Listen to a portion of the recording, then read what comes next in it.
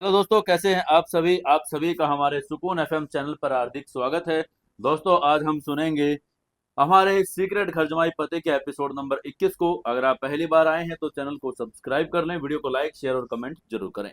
हमारी सुबह की कहानी इंस्टा मल्टी मिलियनियर वेटर सुबह 8 बजे आती है। अगर आप लोगों ने वो नहीं सुनी है तो जल्दी से जाकर सुन लीजिए, बहुत ही इंटरेस्टिंग कहानी है। चलिए आज की कहानी करते हैं शुरू। अमेलिया और ओलिविया कोपेटो दोनों अपने आप में शातिर अपने आप को समझ रही थी, लेकिन उन्हें नहीं पता था कि अब पूरा का पूरा खेल अभय रायचंद के हाथों में चला गया है। तभी उसकी ये बात सुनते ही सिकंदर ने आगे खूंखार हंसी हंसी और कहा, बिल्कुल छोटे मालिक, आपने तो बिना एक गोली चलाए पूरे कनाडाई माफिया की रीढ़ की हड्डी तोड़ दी। अब उनके पास ना कोई फंडिंग ना बचेगी और ना ही कोई राइवल उनका साथ देगा। ये कहते हुए अभय रायचंद की आंखों में एक ऐसी खामोशी और ऐसी आग आ गई जो जीत के जश्न से कहीं ज्यादा खौफनाक थी।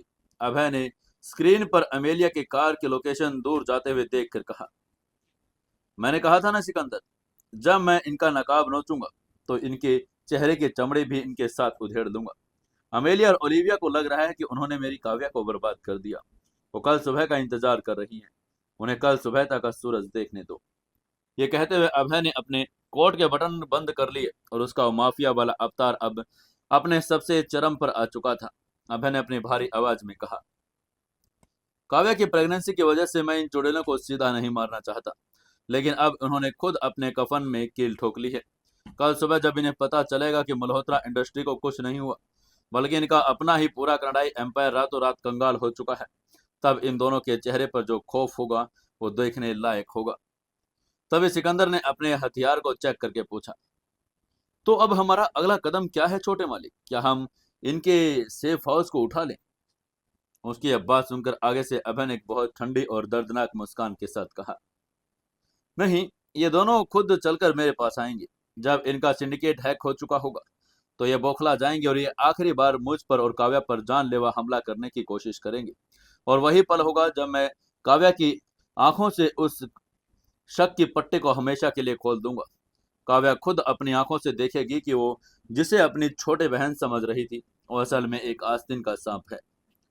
अभय का यह प्लान इतना स्ट्रिक्ट, साइकोलॉजिकल और खौफनाक था कि दुनिया को मरने से पहले 1000 बार तड़पना था। अभय ने कमांड सेंटर से बाहर जाकर अपना आखिरी हुक्म सुनाकर कहा, सिकंदर, आज रात मेरी काव्या बहुत सुकून से नींद सोएगी। उनके सपनों में कोई फ्रेब नहीं आना चाहिए और तुम उन दोनों कनाडाई चुड़ैलों को एक एक सांस पर नजर रखना। कल का दिन कनाडाई माफिया के इतिहास का आखिरी दिन होगा। कमांड सेंटर के बाहर की रात अब पूरी तरह से शांत थी, लेकिन यह शांति उस भयंकर तूफान की थी जो सुबह होते ही फूटने वाला था।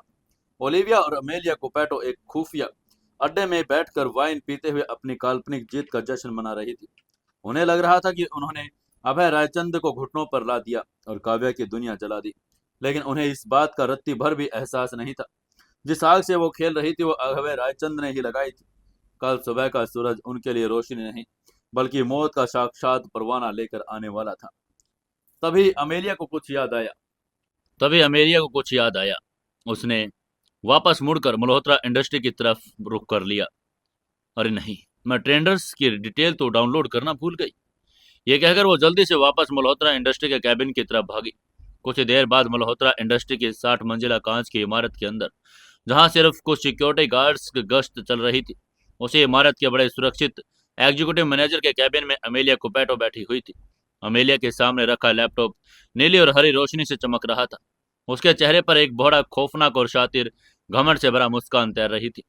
उसने उंगलियों कीबोर्ड पर इस कदर तेजी से चल रही थी जैसे कोई पियानो बजा रहा हो। उसे लग रहा था कि उसने अभय रायचंद और काव्या मल्होत्रा के उस अभेद्य किले की सबसे मजबूत दीवार को हैक कर लिया है। अमेलिया के होठों पर एक सर्द फुसफुसाहट निकली। उसने धीरे से कहा, वाह, डाउनलोड कंप्लीट। उसकी स्क्रीन पर मल्होत्रा इंडस्ट्री के कई फोल्डर खुले हुए थे। इन फोल्डर पर confidential, government tenders, project budgets और इन्वेस्टर्स लिस्ट जैसे भारी भरकम नाम लिखे हुए थे। अमेलिया ने अपनी कनाडाई भाभी और पूरी साजिश की मास्टरमाइंड ओलिविया कोपेटो को उस एनक्रिप्टेड फोन पर कॉल किया। अमेलिया ने जीत का जश्न एक भयंकर गुरूर के साथ मनाया और कहा, काम हो गया ओलिविया। मल्होत्रा इंडस्ट्री की नब्ज अब हम मेरी मुट्ठी में है। अगले 6 महीनों में काव्या मल्होत्रा जिन जिन सरकारी और प्राइवेट टेंडर्स पर बोली लगाने वाली थी, उनका एक एक बजट और उनका बॉटम लाइन, उनकी पूरी कॉन्फिडेंशियल फाइनेंशियल प्लानिंग मेरे लैपटॉप में आ चुकी है। वहीं उधर ओलिविया जो अपने अंधेरे फ्लैट में बैठी वाइन पी रही थी। अमेलिया की यह बात सुनकर उसकी आंखें खुशी और शैतानी से चमक कर चौड़ी हो गई। ओलिविया की आवाज में एक कातिलाना नशा था। उसने मुस्कुरा कर कहा, परफेक्ट अमेलिया, बिल्कुल परफेक्ट। कल सुबह देश के सबसे बड़े प्रोजेक्ट हाईवे और आर्मी डिफेंस इक्विपमेंट्स के टेंडर्स खुलने वाले हैं। काव्या को पूरी उम्मीद है कि हजारों करोड़ के टेंडर्स मल्होत्रा इंडस्ट्री को मिलेंगे, लेकिन उसने बहुत ही टाइट बजट बनाया था। लेकिन अब हम ये बजट उसके सारे दुश्मनों को बेचेंगे।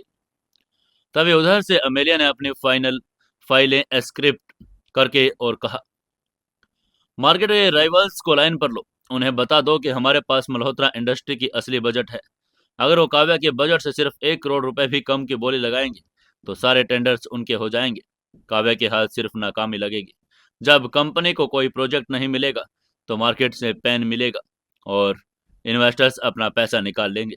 मल्होत्रा इंडस्ट्री के शेयर्स ताश के पत्तों की तरह धड़ाम से नीचे गिरेंगे। यह कनाडाई माफिया का प्लान भी था। अभय रायचंद को मारने से पहले वो काव्या के उस गुरूर उस कंपनी को मिट्टी में मिलाना चाहते थे, जिसे बचाने के लिए अभय ने मार्टिन कुपैटो को मौत के घाट उतारा था। रात के 2 बजे ओलिवियर अमेलिया ने डार्क वेब और अपने खुफिया इंटरनेशनल नेटवर्क के जरिए इंडिया के उन सबसे बड़े और शातिर कारपोरेट्स भेड़ियों के संपर्क करना शुरू कर दिया जो मल्होत्रा इंडस्ट्री के खून के प्यासे हो चुके थे। इनमें सिंघानिया के कुछ पुराने वफादार जो सिंघानिया की हार के बाद अंडरग्राउंड हो गए थे, 2 बड़ी चाइनीज कंस्ट्रक्शन कंपनियां, मार्केट का एक बहुत लालची बिजनेसमैन विक्रम बजाज शामिल थे।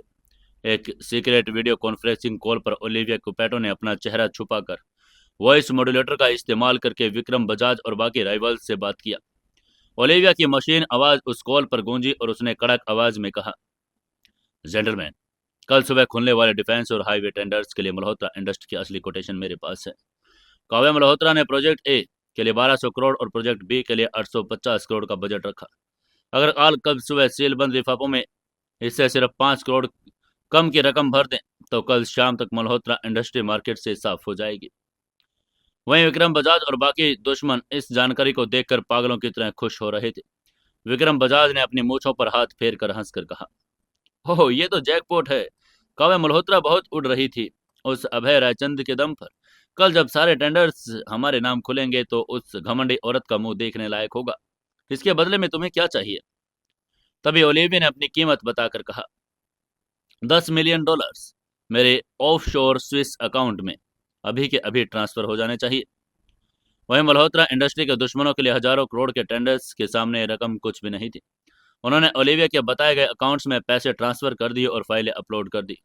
मार्केट के वो सारे दुश्मन जब जश्न मना रहे थे, उन्होंने अपनी लीगल और फाइनेंशियल टीम को एक ही रात में जगाकर अपने टेंडर डॉक्यूमेंट्स के लीक बजट डाल दिया और उन्हें लग रहा था कि उन्होंने काव्या मल्होत्रा की पीठ में एक ऐसा खंजर उतार दिया जिसका कोई इलाज नहीं। ओलिवियर अमेलिया भी इस ऐतिहासिक जीत पर वाइन के जाम टकरा रही थी। ओलिविया ने खौफनाक मुस्कान के साथ कहा, कल सुबह काव्या टूटेगी और जब वो टूटेगी तो अभय रायचंद का दिमाग काम करना बंद कर देगा। तब हम उन पर आखिरी वार करेंगे। लेकिन इन कनाडाई चुड़ैलों और मार्केट के लालची भेड़ियों को इस बात का रत्ती भर भी इल्म नहीं था कि जो फाइलें, जो बजट और जो सीक्रेट बेच रहे हैं वो सब के सब पूरी तरह से नकली थे।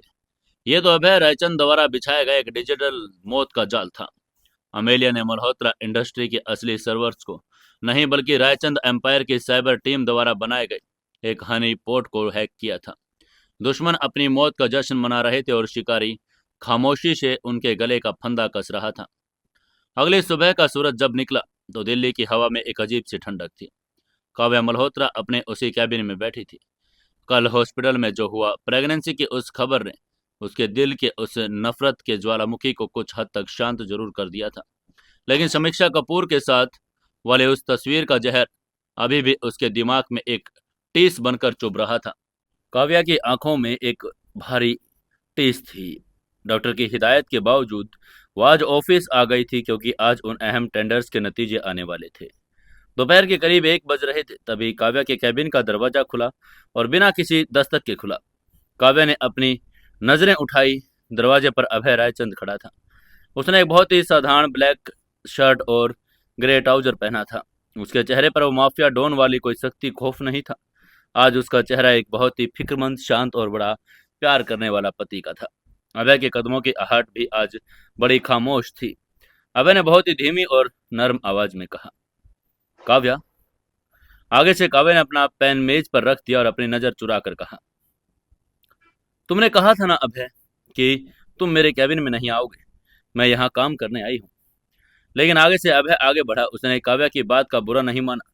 वो जानता था कि काव्या इस वक्त एक हार्मोनल और मेंटल स्ट्रेस से गुजर रही है, जहां उसे गुस्सा करने का पूरा हक है।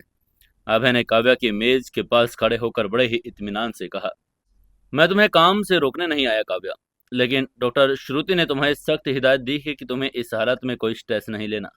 तुम सुबह से ऑफिस में हो और अब तुम्हें घर चलना चाहिए। आगे से काव्या ने रूखेपन से जवाब देकर कहा, मुझे घर नहीं जाना अभय। आज बहुत अहम टेंडर्स खुलने वाले हैं। मुझे उनके नतीजे का इंतजार है। आगे से अभय ने गहरी सांस ली। उसका दिल कह रहा था कि वो काव्या को बता दे कि वो टेंडर्स और सारे दुश्मन आज शाम तक खुद ब खुद खाक में मिल जाएंगे।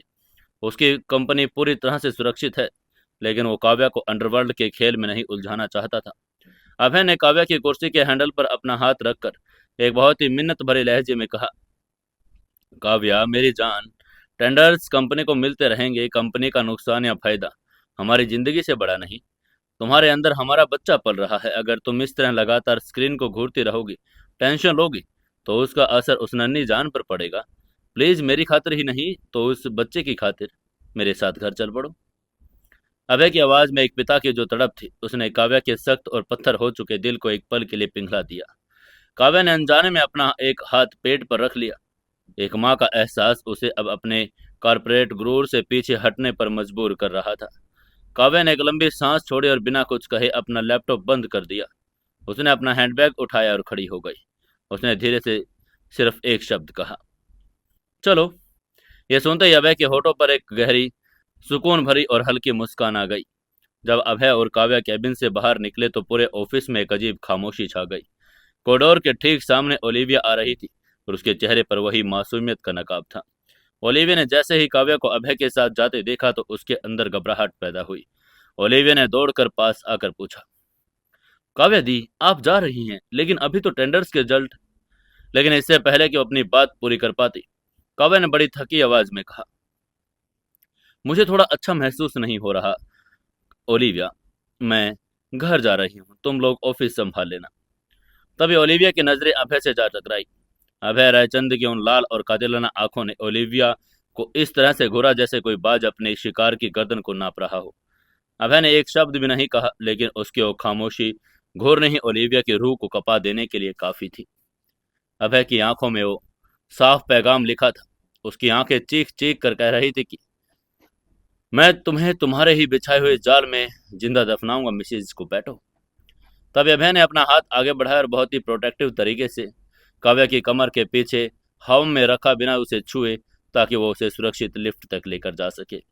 इसके बाद मल्होत्रा इंडस्ट्री की इमारत के बाहर निकलते ही अभय ने काव्या को बहुत ही हिफाजत से अपनी बख्तरबंद गाड़ी की पिछली सीट पर बैठाया। उसने एसी का तापमान काव्या के आराम के हिसाब से सेट किया और पूरे रास्ते गाड़ी का सफर बिल्कुल खामोश रहा। काव्या ने आंखें बंद कर ली। वो अपने सीट पर पीछे की तरफ सिर टिकाकर आराम करने लगी। अभय बार बार रियर व्यू मिरर में काव्या के उस थके हुए चेहरे को देख रहा था।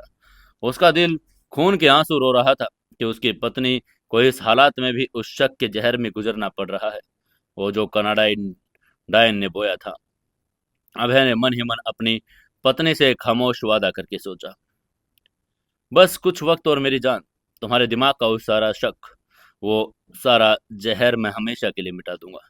लेकिन उससे पहले मुझे उन दुश्मनों की चिताई सजानी है। करीब 1 घंटे के सफर के बाद गाड़ी रायचंद एम्पायर के उस सीक्रेट सुरक्षित फार्म हाउस में दाखिल हुई। फार्म हाउस के पोर्च में नीलम मल्होत्रा, योगेश रायचंद पहले ही इंतजार कर रहे थे। जैसे ही काव्या कार से उतरी, नीलम जी दौड़कर अपने बेटी को गले लगा लिया। नीलम जी को अब जब से प्रेगनेंसी के बारे में बात पता चली, वो जरूरत से ज्यादा काव्या को लेकर भावुक और केयरिंग हो गई थी। नीलम जी ने काव्या का माथा चूम कर कहा, ओह मेरी बच्ची, तू ऑफिस क्यों गई थी आज? चल अंदर चल, मैंने तेरे लिए पसंद का तेरा सूप बनाया है। तभी काव्या अपनी माँ के साथ हवेली के अंदर चली गई। वहीं योगेश रायचंद अपनी छड़ी के सहारे लॉन में खड़े रहे। उन्होंने अपने बेटे अभय की आंखों में देखा। अभय का उस शांत और गिल्टी पति वाला नकाब अब पूरी तरह से उतर चुका था। उसकी जगह अब अंडरवर्ल्ड के उस छोटे मालिक ने ले ली, जिसकी रगों में इस वक्त सिर्फ और सिर्फ कत्ले आम और विनाश का नशा दौड़ रहा था। तभी अभय ने अपने पिता की तरफ देखकर एक सर्द आवाज में कहा, काव्या अब सुरक्षित है पापा, यहाँ की सिक्योरिटी और टाइट कर दीजिए। आज शाम तक जब मार्केट के धमाके होंगे तो उन दुश्मनों की चीखें यहाँ तक नहीं पहुंचनी चाहिए। उसकी बात सुनकर आगे से योगेश राजचंद ने एक फक्र भरी मुस्कान के साथ सिर हिलाकर कहा, जाओ मेरे बेटे, उन कनाई कुत्तों को जवाब दे दो, दिखा दो कि रायचंद एम्पायर से उलझने का अंजाम क्या होता है। तभी अभय मुड़ा और फार्म हाउस के पिछले हिस्से में बनी उस खुफिया लिफ्ट की तरफ तेजी से बढ़ गया। ये लिफ्ट जमीन के 100 फुट नीचे अभेद्य बंकर की तरफ जाती थी, जहां रायचंद एम्पायर का कमांड सेंटर और वो खौफनाक ब्लैक होल मौजूद था। लिफ्ट का दरवाजा खुला। कमांड सेंटर के अंदर माहौल इस वक्त एक वार रूम जैसा था। दर्जनों डिजिटल स्क्रीन चमक रही थी। हैकर और साइबर एक्सपर्ट अपने कीबोर्ड्स पर पूरी ताकत से काम कर रहे थे। सिकंदर जो एक बड़ी सी स्क्रीन के सामने खड़ा था, उसने जैसे ही छोटे मालिक को आते देखा, उसके चेहरे पर एक खौफनाक और विजयी मुस्कान आ गई। सिकंदर ने सिर झुकाकर कहा, छोटे मालिक, सब कुछ हमारे प्लान के मुताबिक चल रहा है। काव्या मैडम सुरक्षित घर पहुंच गई। अभय ने अपना कोट उतार कर पास पड़ी एक कुर्सी फेंक कर कहा, हाँ सिकंदर, काव्या अपनी माँ के पास आराम कर रही है। अब हमें किसी की फिक्र करने की जरूरत नहीं। बताओ, उस कनाडाई डायन और हमारे उन लालची दुश्मनों का स्टेटस क्या है?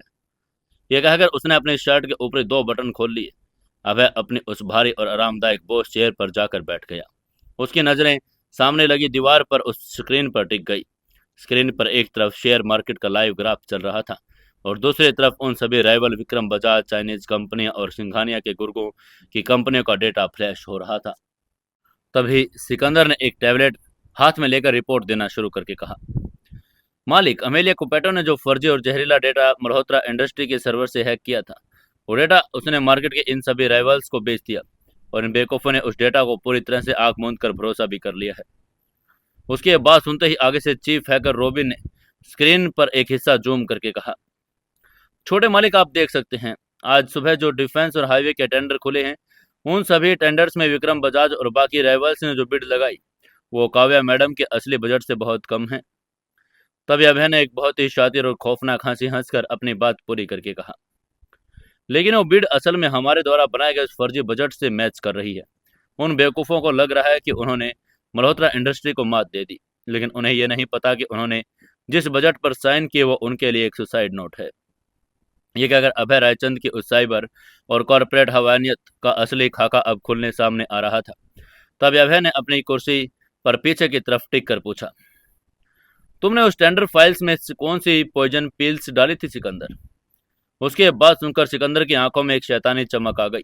उसने तुरंत समझाना शुरू करके कहा, मालिक, हमारी लीगल और साइबर टीम के उन फाइल्स को इतने परफेक्शन के साथ गढ़ा था कि दुनिया का कोई भी एक ऑडिटर इस नज़र को पकड़ नहीं सकता।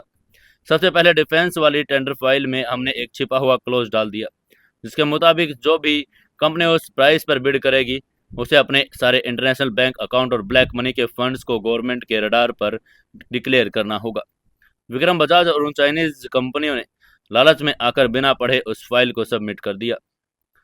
उसकी बात सुनकर आगे से अभय ने अपनी उंगलियों को चटका कर कहा, यानी अब उनका सारा काला धन और हवाला का पैसा सरकार की नजरों में आ चुका है।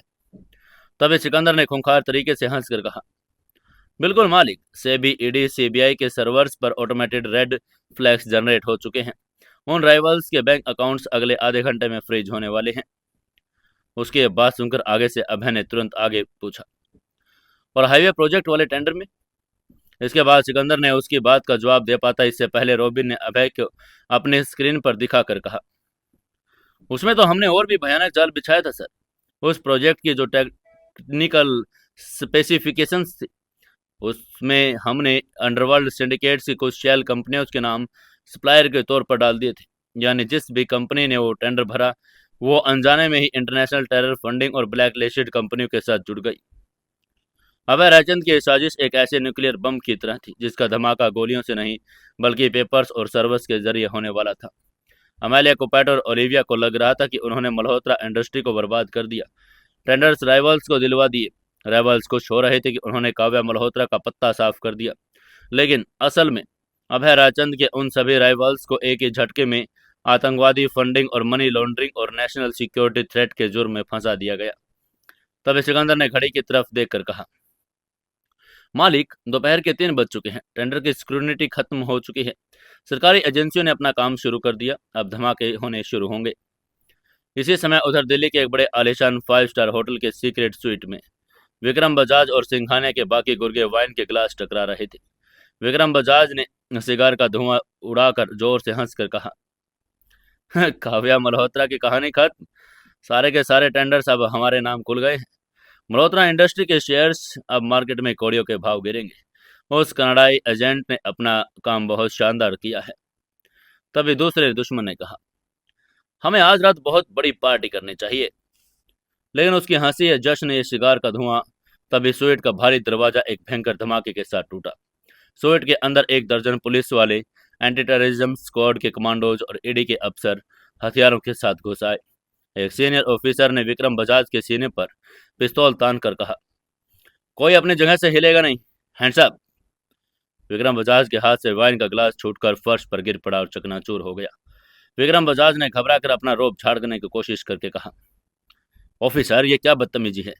आप जानते हैं कि मैं कौन हूं? मैं अभी अभी सरकार का सबसे बड़ा टेंडर जीता हूं। ऑफिसर ने एक बड़ी कड़क आवाज में कहा, उसी टेंडर की वजह से तुम गिरफ्तार हो रहे हो मिस्टर बजाज।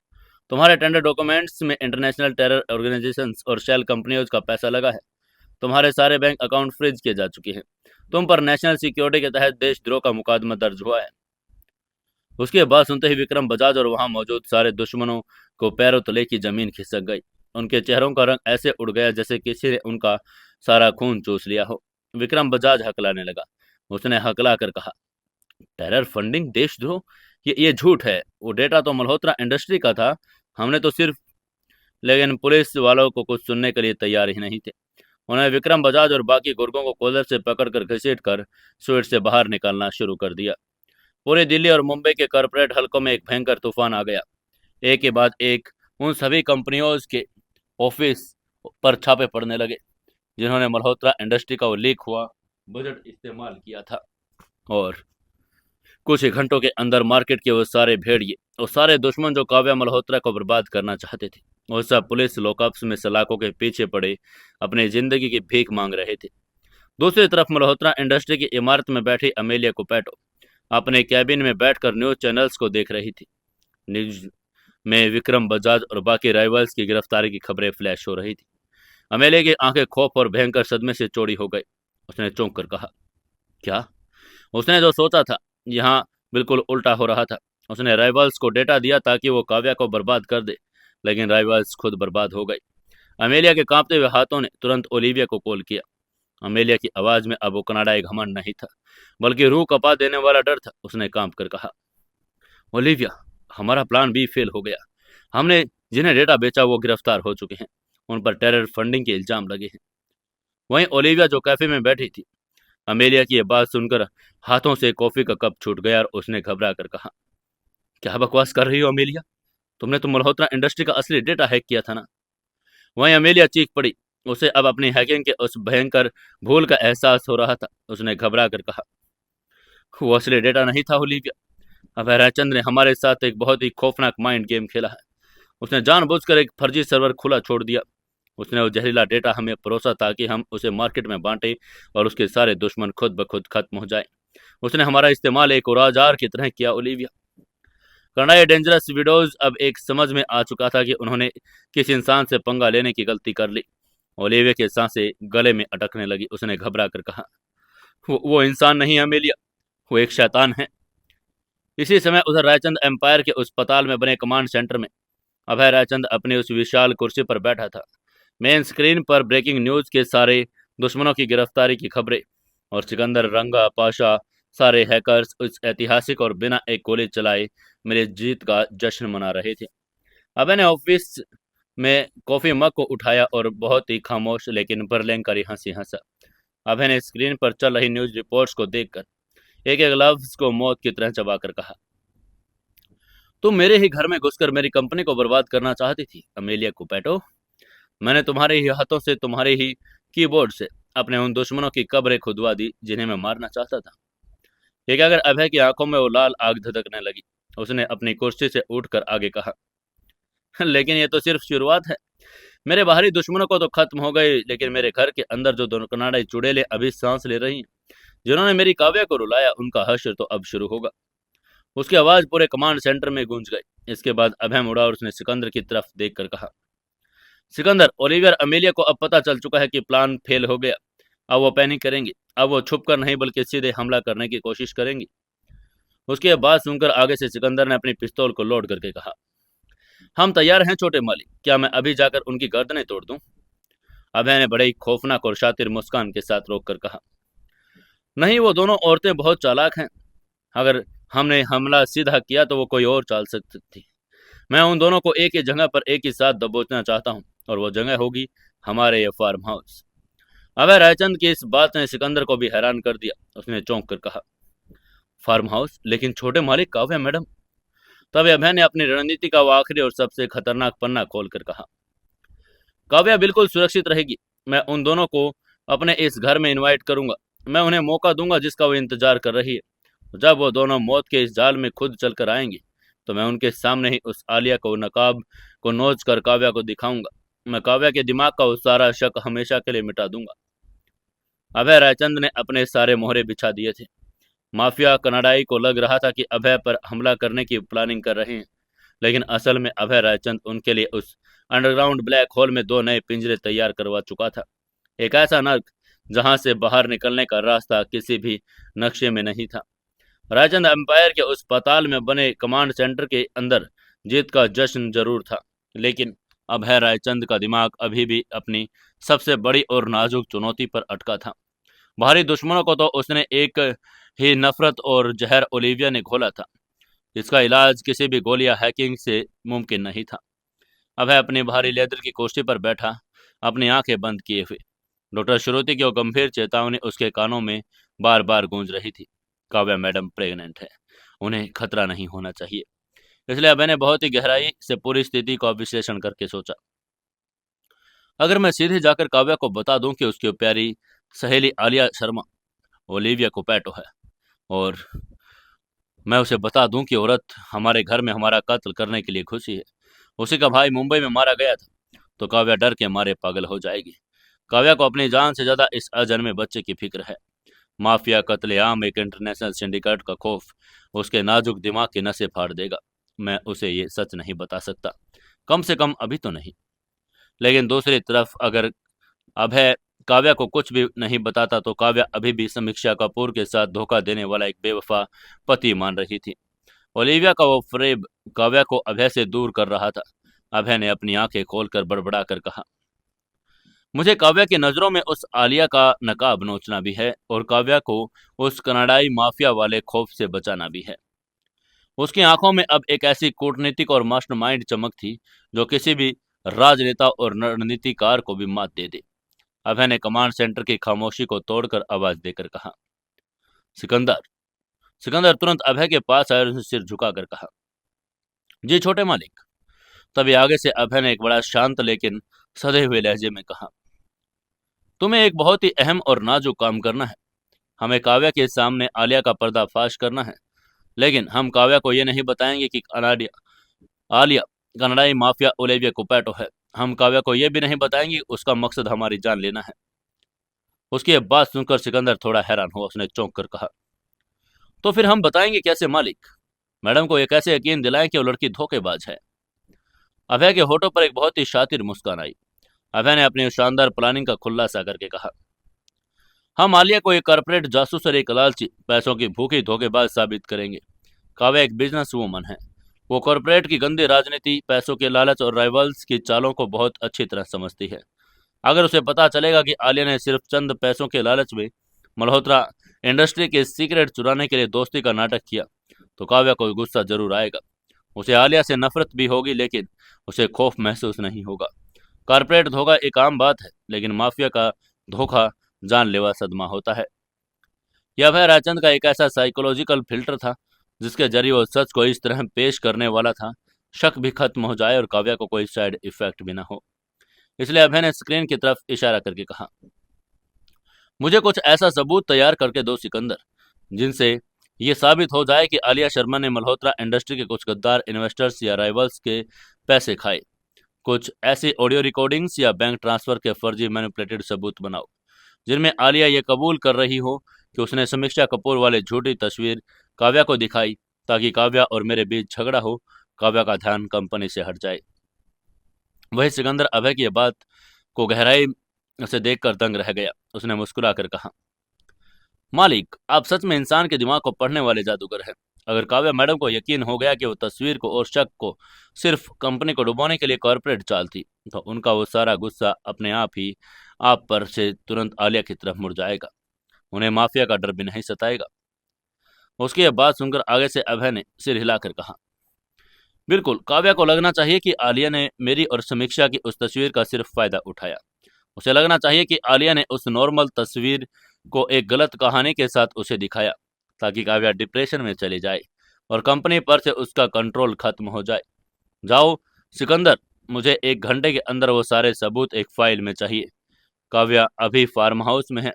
आज मैं उसके दिल से इस शक का पूरा जहर हमेशा के लिए निकाल दूंगा। सिकंदर और उसकी टीम तुरंत उस काम में जुट गए। उन्होंने डार्क वेब और अपने डीप फेक सॉफ्टवेयर्स का इस्तेमाल करके कुछ ऐसे बैंक स्टेटमेंट और ऑडियो क्लिप्स तैयार किए जो देखने और सुनने में 100% असली लगते थे। इन सबूतों में साफ दिखाया गया कि आलिया शर्मा के बैंक अकाउंट में एक अनजान कॉर्पोरेट राइवल ने करोड़ों रुपए ट्रांसफर किए। साथ ही एक ऑडियो क्लिप भी तैयार की गई जिसमें आलिया की आवाज, जिसे एआई से बनाया गया और जिसे किसी अनजान आदमी से कह रही थी, मैंने काव्या के दिमाग में उसके पति के खिलाफ शक डाल दिया। वो अब कंपनी पर ध्यान नहीं दे रही। हमारे लिए कंपनी के सीक्रेट चुराना अब आसान होगा। ये वो कड़वा सच था जिसे मीठे झूठ के नकाब में लपेटकर काव्या के सामने पेश किया जाने वाला था। अगले सुबह का सूरज रायचंद फार्म हाउस पर बहुत ही सुकून भरी रोशनी लेकर आया था। फार्म हाउस के चारों तरफ सुरक्षा का वो अदृश्य घेरा अब और भी ज्यादा सख्त कर दिया गया था। परिंदा भी अब बिना अभय रायचंद की मर्जी के पर नहीं मार सकता था। काव्या अपने उसी आलीशान बेडरूम में थी। प्रेगनेंसी की वजह से उसे हल्की सी थकान और कमजोरी महसूस हो रही थी। वो बिस्तर पर बैठी एक किताब पढ़ने की कोशिश कर रही थी, लेकिन उसका दिमाग अभी भी उसी कश्मकश में उलझा था। एक तरफ उसके अंदर एक नई जान पड़ रही थी जिसका एहसास उसे एक अजीब सी खुशी दे रहा था, लेकिन दूसरी तरफ उसके दिल में अभय के लिए उस बेवफाई का कांटा अभी भी चुभ रहा था। काव्या के दिमाग में अब सवाल उठने लगे थे। उसने मन ही मन में सोचा, क्या अभय सच में धोखेबाज है या मैं उस तस्वीर को कुछ ज्यादा ही गलत समझ बैठी। कल हॉस्पिटल में अभय की वो आंखों में खुशी के आंसू, वो तड़प और वो प्यार काव्या को सोचने पर मजबूर कर रहा था। जो इंसान उसे इतना ज्यादा प्यार करता है वो उसे धोखा कैसे दे सकता है। तभी कमरे का दरवाजा बड़ी नरमी से खुला। अभय अंदर दाखिल हुआ। अभय ने बहुत ही साधारण से कपड़े पहने थे। उसके चेहरे पर बहुत ही शांत, प्यार भरी और एक जिम्मेदार पिता वाली मुस्कान थी। उसके एक हाथ में ट्रे थी जिसमें काव्या के लिए ताजा फलों का जूस और कुछ दवाइयां, एक सूप का बाउल था और दूसरे हाथ में एक चमड़े की फाइल। काव्या ने किताब बंद कर दी। उसने अभय को देखा, लेकिन इस बार उसकी आंखों में वो कल वाली नफरत और आग नहीं थी। एक अजीब सी खामोशी और उलझन थी। तभी अभय बिना कुछ कहे बहुत ही खामोशी से बेड के पास आया और उसने वो ट्रे साइड टेबल पर रख दी। उसको ये सब करते देखकर काव्या ने बहुत ही धीमी आवाज में कहा, तुम्हें ये सब करने की जरूरत नहीं अभय, नौकर ला सकते थे। उसकी बात सुनकर आगे से अभय ने मुस्कुराकर बेड के किनारे बैठकर कहा, नौकर ला सकते थे, लेकिन मेरे बच्चे की माँ का ख्याल रखने का हक मैं और किसी को कैसे दे सकता हूँ। अभय की इस बात ने काव्या के दिल में एक बहुत ही मीठी और झुरझुरी पैदा कर दी, लेकिन उसने अपने चेहरे के भावों को सख्त रखने की कोशिश की। अभय ने बहुत ही गंभीरता से लेकिन एक बड़ी मुलायम लहजे में कहा, काव्या, डॉक्टर श्रुति ने कहा है कि तुम्हें कोई स्ट्रेस नहीं लेना है। मैं जानता हूं कि तुम्हारे दिमाग में बहुत सारे सवाल हैं। तुम उस तस्वीर और उस समीक्षा कपूर वाली बात को लेकर अंदर ही अंदर घुट रही हो। मैं तुम्हें कोई सफाई नहीं देने आया था, लेकिन कल रात मुझे कुछ ऐसा पता चला जो तुम्हारा जानना बड़ा जरूरी है, आपके लिए भी और मल्होत्रा इंडस्ट्री के लिए भी। उसकी यह बात सुनकर काव्या ने अपनी भौहें सिकोड़ी। उसने हैरान होकर कहा, मल्होत्रा इंडस्ट्री, उसका इस सब से क्या लेना देना। तभी आगे से अभय ने वो चमड़े की फाइल उठाई और बहुत ही हिचकिचाहट का नाटक करके काव्या की तरफ बढ़ाकर कहा, मैं चाहता हूं कि तुम ये खुद देखो। तुम्हारे आसपास कुछ ऐसे लोग हैं जो तुम्हारे दोस्त होने का नाटक कर रहे हैं, लेकिन असल में वो तुम्हारे इस एम्पायर और तुम्हारी जिंदगी की जड़ें काट रहे हैं। उसकी बात सुनकर काव्या ने बड़े ही उलझन के साथ वो फाइल अपने हाथ में ले ली। जैसे उसने फाइल को खोला, सबसे पहले पन्ने पर बैंक स्टेटमेंट लगा हुआ था। वो बैंक स्टेटमेंट आलिया शर्मा के नाम पर था और उस स्टेटमेंट में साफ साफ दिख रहा था कि पिछले 15 दिनों में, जब से आलिया ने मल्होत्रा इंडस्ट्री ज्वाइन की थी, उसके अकाउंट में कई अलग अलग बेनामी और विदेशी कंपनियों की तरफ से करोड़ों रुपए ट्रांसफर किए गए थे। ये सब देखकर काव्या की आंखें हैरानी से चौड़ी हो गई। उसने हैरान होकर कहा, ये क्या है अभय? ये आलिया का बैंक अकाउंट है, इसमें इतने सारे पैसे कहाँ से आए? अभय ने शांत लहजे में कहा, आगे देखो काव्या। उसकी यह बात सुनकर काव्या ने पन्ना पलटा। अगले पन्ने पर कुछ ईमेल्स के प्रिंट आउट थे। ये ईमेल्स आलिया के बैंक अकाउंट्स में मल्होत्रा इंडस्ट्री के उन राइवल्स को भेजे गए थे जो हमेशा से काव्या की कंपनी को डुबोना चाहते थे। इन ईमेल्स में काव्या के डेली शेड्यूल, कंपनी की कुछ इंटरनल मीटिंग्स की जानकारी, काव्या की पर्सनल लाइफ के बारे में कुछ डिटेल शेयर की गई थी। ये सब देखकर काव्या का दिमाग सुन पड़ने लगा। उसके हाथ कांपने लगे। उसने कांप कर कहा, ये आलिया ने किया है, लेकिन वो ऐसा क्यों करेगी? वो तो एक बेचारी अनाथ लड़की है। वो तो मेरी छोटी बहन जैसी है। तभी अभय ने बहुत ही एक गहरी सांस ली। उसने मोबाइल फोन को निकालकर एक ऑडियो क्लिप प्ले कर दिया। फोन के स्पीकर से आवाज गूंजी जो 100% आलिया की ही लग रही थी, जिसे सिकंदर की टीम ने एआई से बनाया था।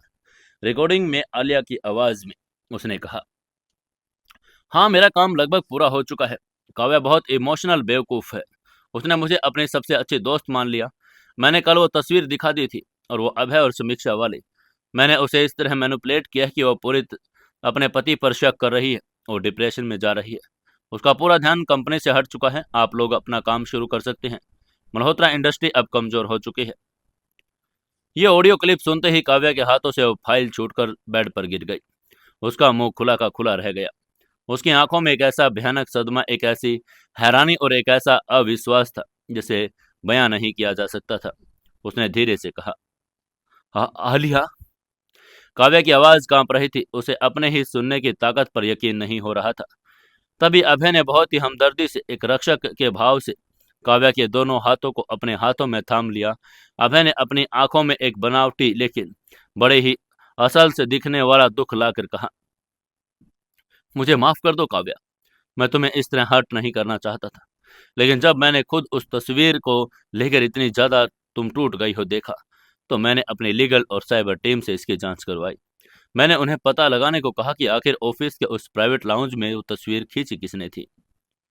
अभय ने बहुत ही खूबसूरती से अपनी मनगढ़ंत लेकिन लॉजिकल कहानी का ताना बना बुना।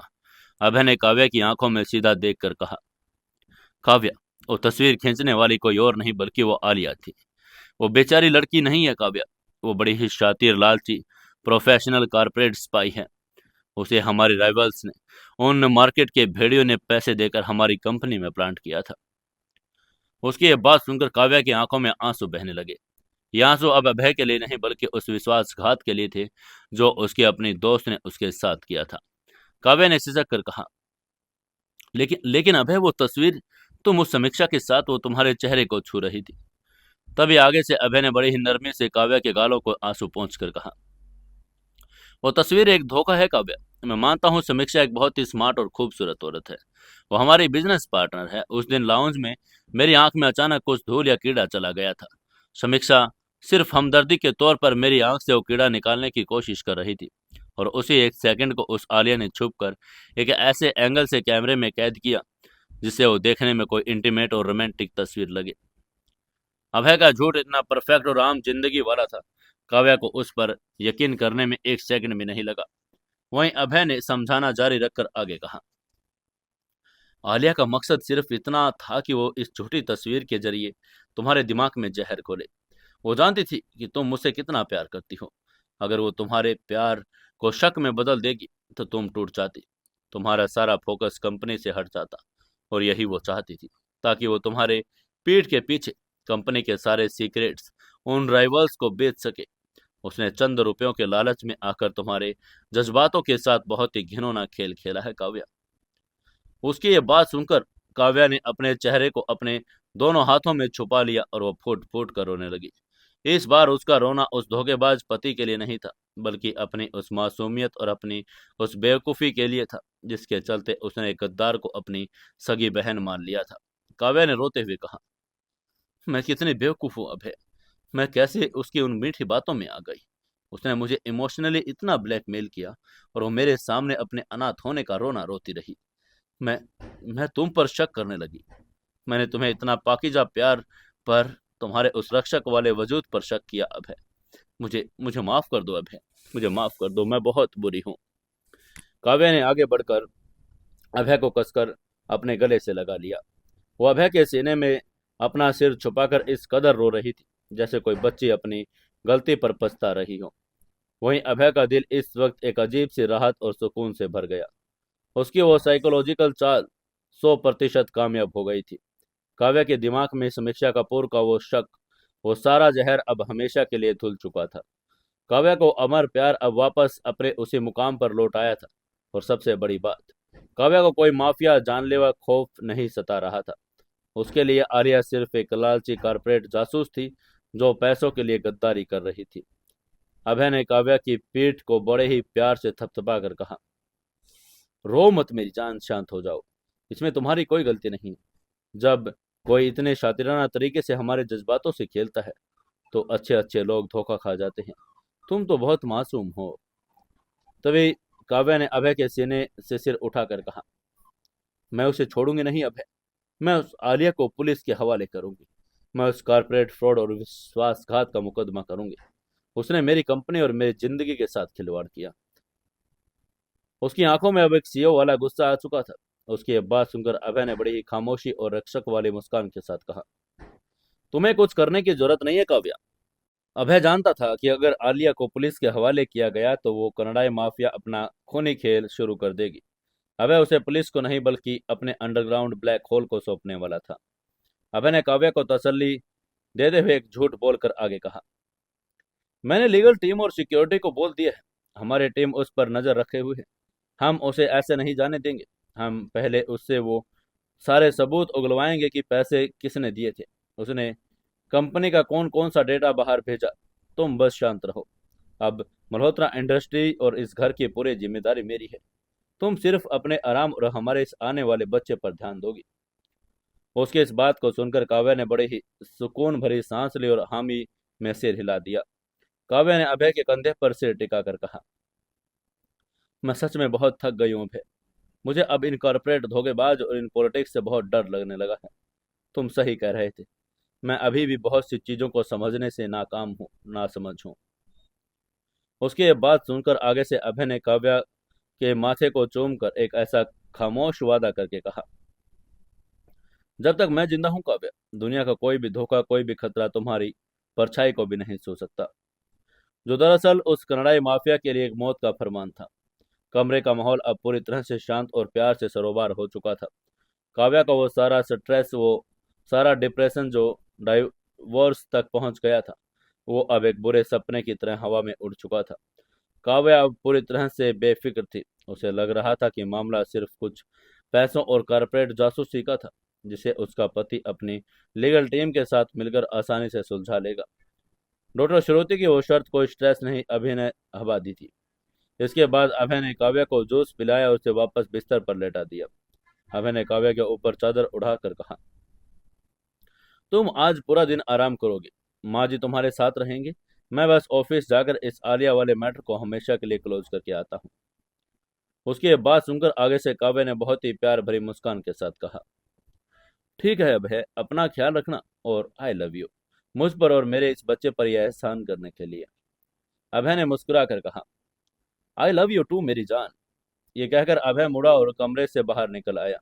दरवाजा बंद होते ही अभय रायचंद के चेहरे की वो पति वाली मीठी मुस्कान एक झटके में गायब हो गई। उसकी जगह पर एक ऐसी सर्द, खौफनाक और प्रलयंकारी हैवानियत ने ले ली, जिसे देखकर वहां से गुजरने वाली हवा भी रास्ता बदल जाए। अभय ने अपनी जेब से अपना फोन निकाला और सिकंदर को डायल किया। फोन पर अभय की आवाज किसी मौत के फरिश्ते की तरह गूंजी। सिकंदर। उसके बाद सुनकर सिकंदर ने तुरंत पूछा, जी छोटे मालिक, काव्या मैडम का क्या हाल है? तभी इधर से अभय ने अपनी आंखें सिकोड़ कर कहा, काव्या अब पूरी तरह से शांत है। उसके दिमाग का सारा जहर खत्म हो चुका है। मैंने उसे बता दिया कि आलिया सिर्फ एक कारपोरेट जासूस है। काव्या अब कोई स्ट्रेस नहीं लेगी। मेरा वो पिता वाला फर्ज पूरा हो गया सिकंदर। ये कहकर अभय ने अपनी पिस्तौल निकाली और उसकी मैगजीन को चेक करके खूंखार दहाड़ मारकर कहा, अब वक्त आ गया उस छोटे मालिक को जगाने का, जिसने अपने दुश्मनों को जिंदा जमीन में गाड़ने की कसम खाई थी। शिकार के लिए बिसात पूरी तरह से सज चुकी है सिकंदर। उन कनाडाई चुड़ैलों को अब यह लगने लगा है कि उनकी चाल कामयाब हो गई। उन्हें लग रहा होगा कि काव्या मुझसे नफरत करती है। वहीं सिकंदर की उस आवाज में एक खूनी जोश आ गया था। उसने तुरंत पूछा, हमें अब क्या करना है मालिक? तभी दूसरी तरफ से अभय ने अपनी रणनीति को आखिरी और सबसे खतरनाक पन्ना खोलकर कहा, उन्हें यहाँ बुलाओ। ओलिविया को एक मैसेज भिजवाओ काव्या के फोन से कि काव्या बहुत ज्यादा बीमार है और वो उनसे मिलना चाहती है। उसे फार्म हाउस बुलाओ और उस अमेलिया को भी इमरजेंसी कारपोरेट मीटिंग के बहाने इसी फार्म हाउस के बेसमेंट में बुलाओ। आज रात गांडाई माफिया के ये दोनों डेंजरस विडोज अपनी मौत के इस पिंजरे में खुद चलकर आएंगे। वहीं सिकंदर भी तुरंत काम पर लग गया। रायचंद एम्पायर का अभेद्य फार्म हाउस, जो अब तक काव्या के लिए सुरक्षित स्वर्ग था, आज रात वो कनाडा माफिया के लिए दुनिया के सबसे खौफनाक नर्क बनने वाला था। हमें अपने घर के उस अदृश्य घेरे को और भी ज्यादा मजबूत कर दिया। उसने फार्म हाउस के अंदर और बाहर मौजूद सभी कमांडोज को शूट एट साइट के ऑर्डर दे दिए। अगर ओलिविया और अमेलिया कोई भी संदिग्ध हरकत करती, लेकिन अभय चाहता था कि वो दोनों जिंदा पकड़े जाएं, जो उन्हें उसी अंडरग्राउंड ब्लैक होल में रशियन डांसर अलेक्जेंडर सोलोनिक और नैना के साथ लटकाना चाहता था।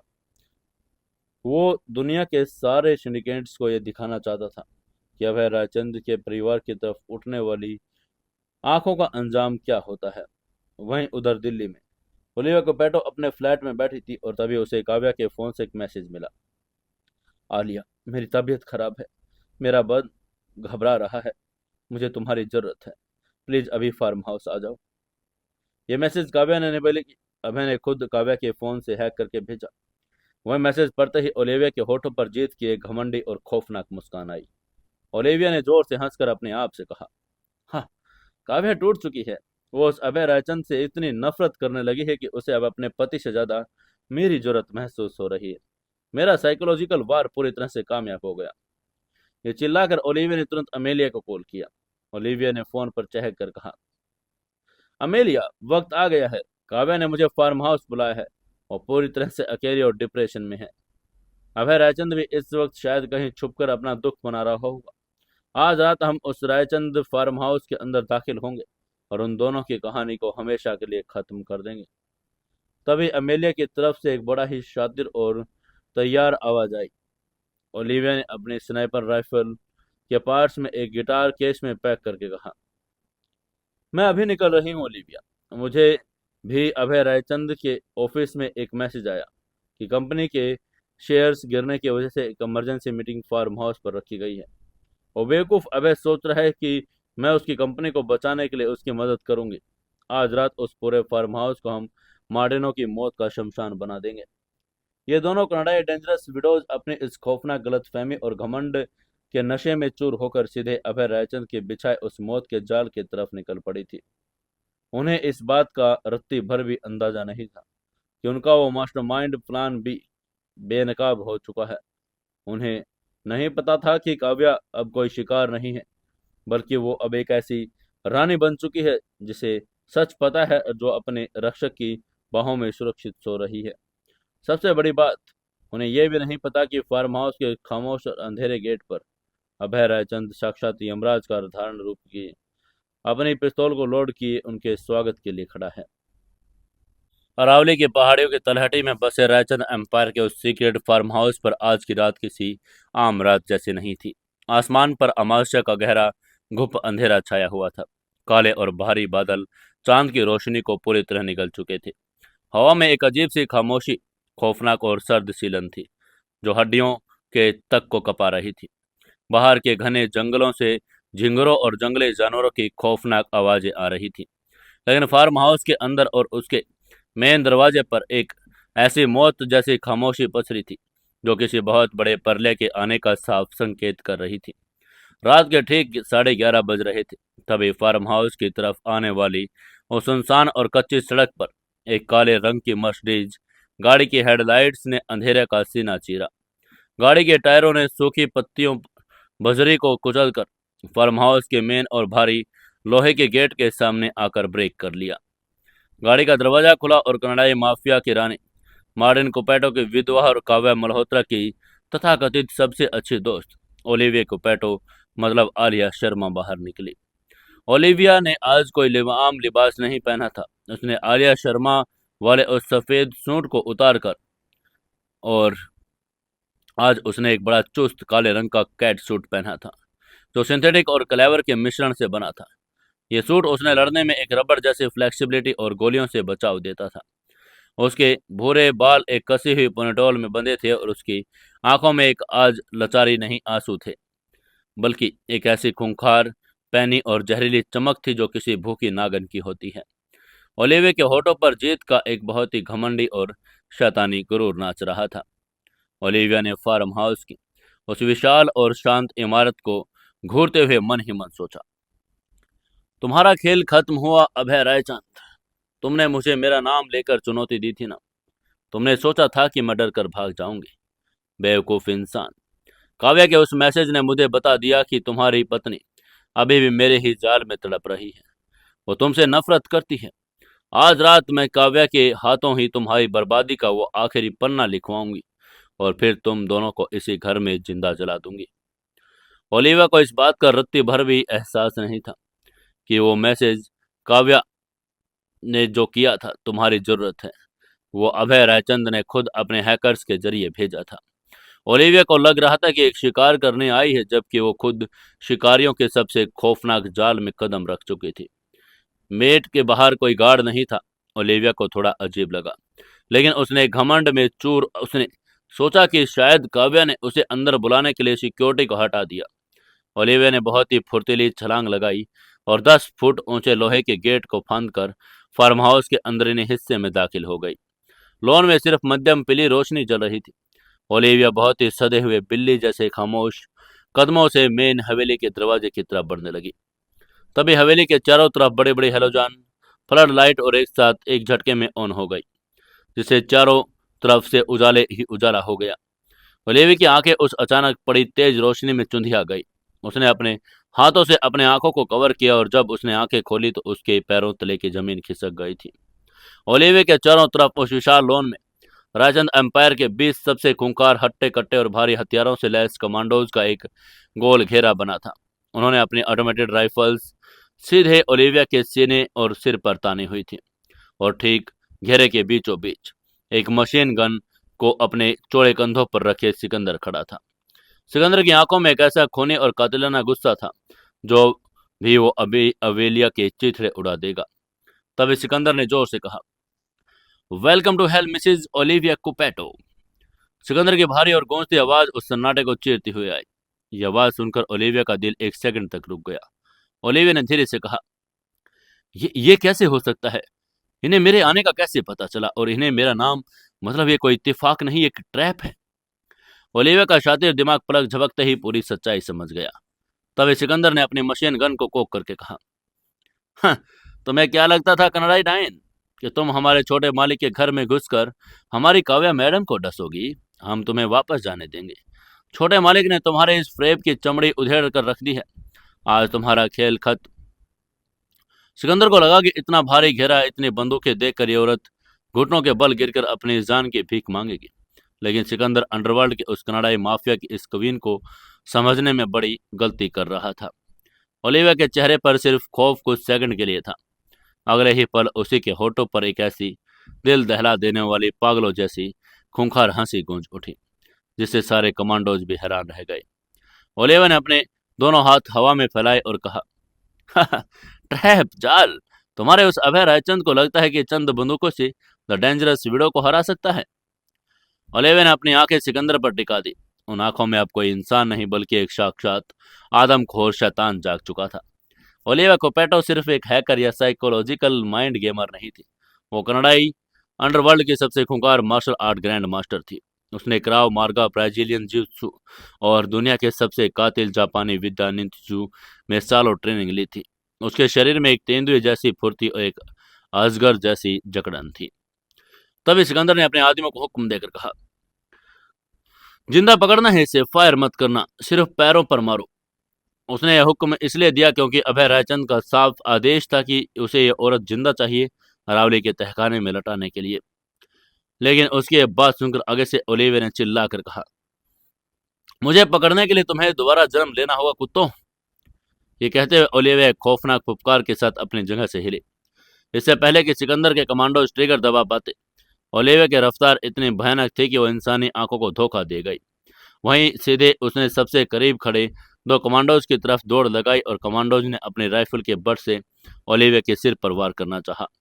तभी ओलिविया ने अपने शरीर को हवा में पीछे की तरफ एक मैट्रिक्स फिल्म की तरह झुकाया और राइफल हवा को चीरकर उसके चेहरे के ऊपर से निकल गई। उसी सेकंड ओलिविया ने अपने दोनों हाथों को जमीन पर टिकाया और एक भारी भयंकर कैपो Brazil martial art spinning kick हवा में मारी और उसका दाहिना बूट सीधे पहले कमांडो के घुटनों पर पूरी वहशी ताकत से पड़ा। घुटने की हड्डी पीछे की तरफ मुड़ गई और एक भयानक चीख के साथ वो जमीन पर गिर पड़ा। दूसरे कमांडो ने अपनी पिस्तौल निकालनी चाहिए। ओलिया बिजली की तरह अपने पैरों पर वापस आई और उसने एक हाथ से कमांडोज की पिस्तौल वाली कलाई को पकड़ा और उसे 180 डिग्री के कोण पर मरोड़ दिया। कमांडो के हाथ से पिस्तौल छूट गई। ओलिविया ने उस पिस्तौल को हवा में लपक लिया, लेकिन उसने गोली नहीं चलाई। उसने उस भारी लोहे की पिस्तौल को उल्टा पकड़ लिया।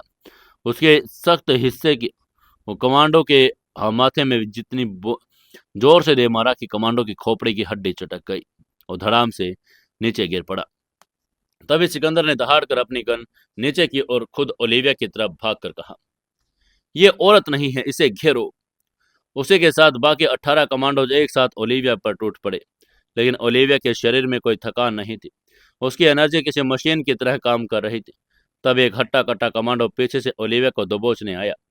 आगे से ओलिविया ने बिना पीछे मुड़े अपनी सिक्स्थ सेंस के उसे हमले को भांप लिया।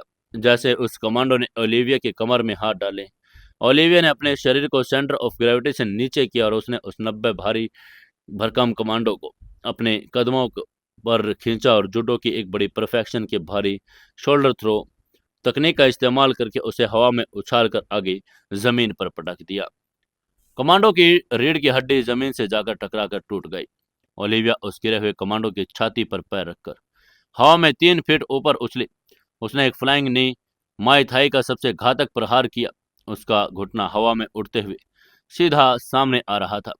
कमांडो की ठोड़ी पर जा लगा और कमांडो का जबड़ा चकनाचूर हो गया। खून का एक फव्वारा हवा में उड़ गया। ओलिविया एक काली परछाई की तरह उन कमांडोज के बीच नाच रही थी। उसकी मुट्ठियां, उसकी कोहनियां और उसके पैर ऐसे चल रहे थे जैसे कोई चाकुओं की बारिश कर रहा हो।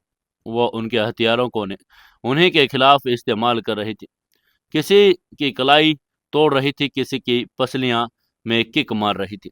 महज 10 मिनट के अंदर वो 15 कमांडोज लोन की घास पर खून से लथपथ टूटी हड्डियों के साथ करहा रहे थे।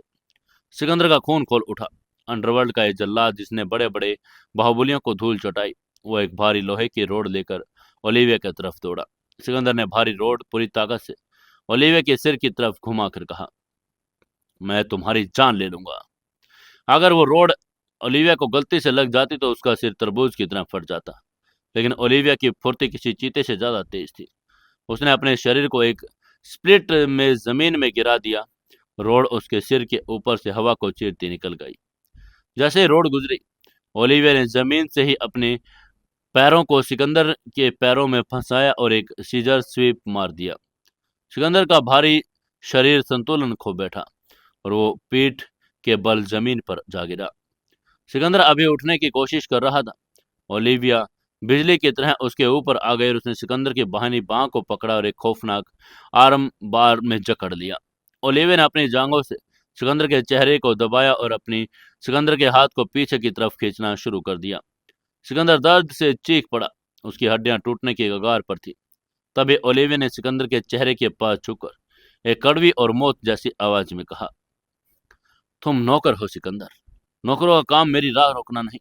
अपने उस छोटे मालिक को बुलाओ जिसने मुझे चुनौती दी है।